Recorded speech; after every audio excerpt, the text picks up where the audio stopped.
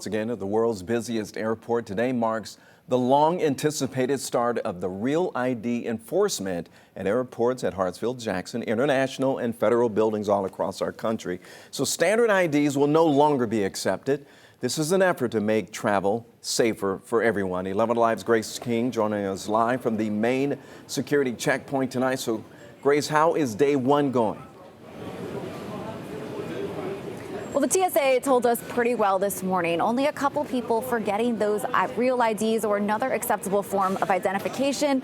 But the lines are starting to get busier as people get off work, so they'll likely run into a few more issues this afternoon. At the Hartsfield-Jackson Atlanta International Airport, the Real ID rules are in full effect. If you don't have a compliant Real ID, we're going to issue you one of these notifications, and then you may be redirected to some additional lanes where you might undergo some additional screening. So far, just a handful of travelers have needed that additional screening. TSA Federal Security Director Robert Spindon tells 11 Alive the requirement rollout is going smoothly. So we've worked very closely with our airport and airline stakeholders to ensure that we have a good plan to minimize the impact.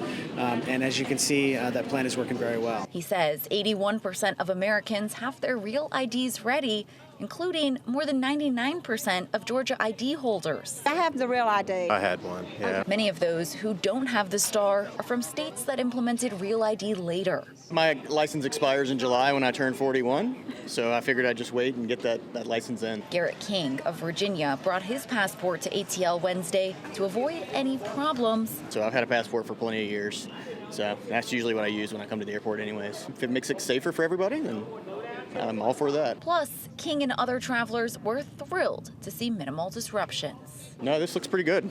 Yeah, Atlanta's got it going on. They look so far so good. All right, so if you're planning on traveling, your best bet is one of these IDs with a star on them, either black or yellow, showing that it's a Real ID. If you don't have that, you can bring your passport, still proceed through security as normal. But if you have one of those IDs that's a bit older without a star, budget some extra time. They're going to ask you some extra identification questions like your name, birth date, address, as if you lost your ID, to get you through that security and on board. Live at the airport, Grace King, 11 Alive News.